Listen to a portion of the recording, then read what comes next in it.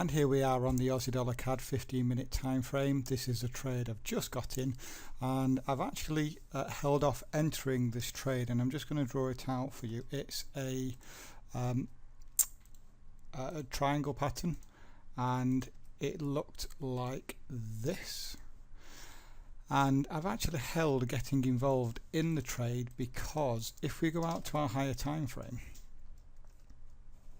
and I'm just going to go to the 60 here and remove off the VS1 levels and the orders, and we actually look at what the market has done, then we were trending down, outside return, new structure low, and then we've pulled back into this outside return here. Now the thing is that we actually have a very nice level of structure right here, and so I wasn't particularly happy buying into this when we were at structure. So what I've done is I've simply waited, and you can see here on the hourly that all we're doing now is just consolidating sideways. And the reason why I waited was because if we go back to the 15-minute time frame, which is where the pattern is, I needed more confirmation that we were going to go higher, more than maybe just hitting a brick wall with that structure level.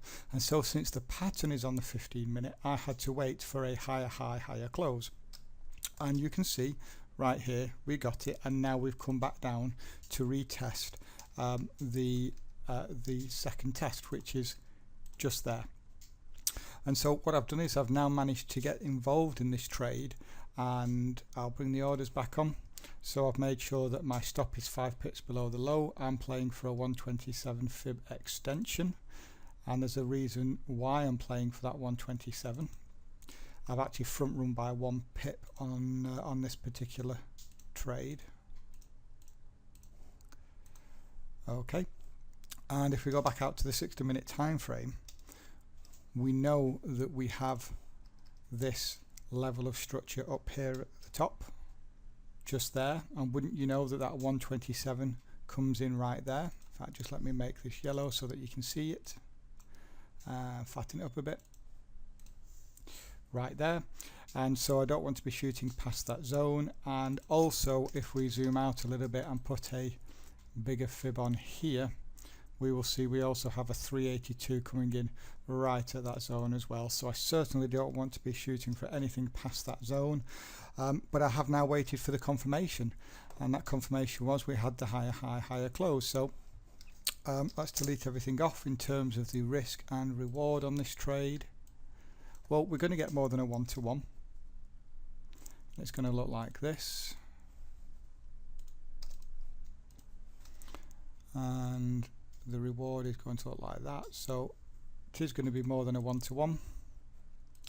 We'll make that dark green. There we go. Okay, in terms of risk then, 12, and the reward is going to be 18. And I'll just redraw out the pattern again so that we can see it.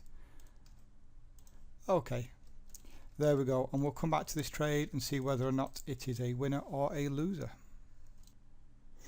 Okay guys, and we're back, and as you can see this trade went on to win.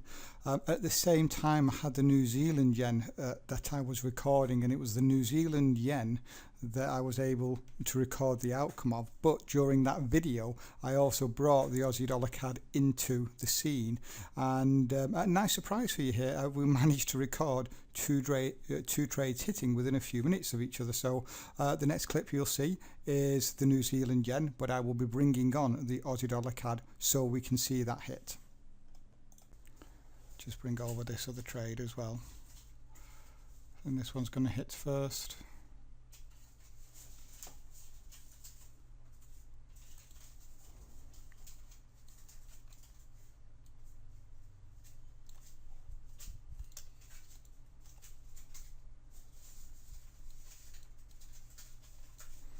There's my alarm for this one. This is the Aussie dollar CAD, by the way. Okay, 15 pips up, we've come 2 pips from targets. Just going to move just to below break even there.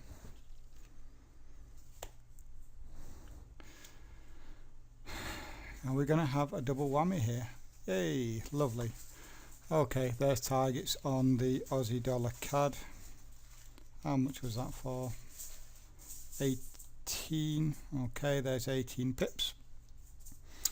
This was actually quite a nice trade on the Aussie dollar CAD, because what had happened here, we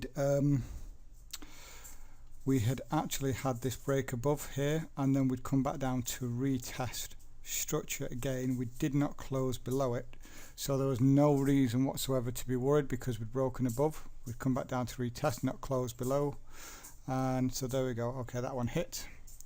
Come on, New Zealand yen. Be lovely to catch two winners on the same video. Okay, 4 pips to go. If this hits, this will be a 32 pip winner. Both the same pattern really. Well, one was a triangle turned into a high and tight flag. That was the Aussie dollar CAD, and the same thing happened here in the New Zealand yen.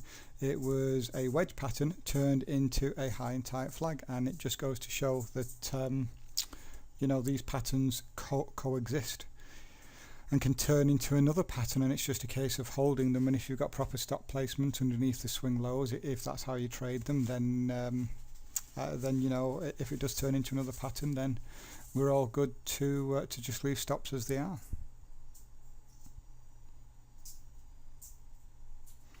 Come on, rally up those last few pips. I'm just going to pause the video until we get a little bit closer. And we're back. The time is 1:35. We had dollar news that came out 5 minutes ago, and we've seen a spike now above the highs. I'm hoping that we're going to be able to push a little bit higher up and catch this one, this trade hitting. That if this goes on and hits, that'll be 2 within 10 minutes, because I've just had the Aussie dollar CAD hit for 18 pips. We seem to be pushing up a little bit more now, 4 pips from targets.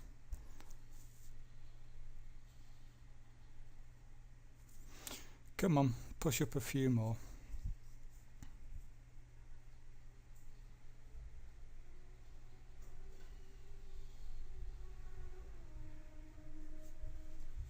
We seem to be stuck. Come on, 4 more pips, 2 more, and I can actually move my stop a little bit closer to my break-even line.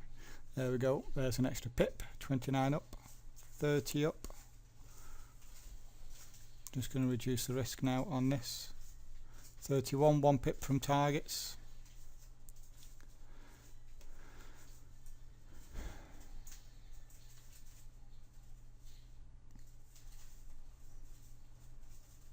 I've front run this order as well by 2 pips, just before 2 pips before the 127 extension. And there we go, we spiked through it. So a lovely winning trade there for 32 on the New Zealand yen and 18 on the Aussie dollar CAD.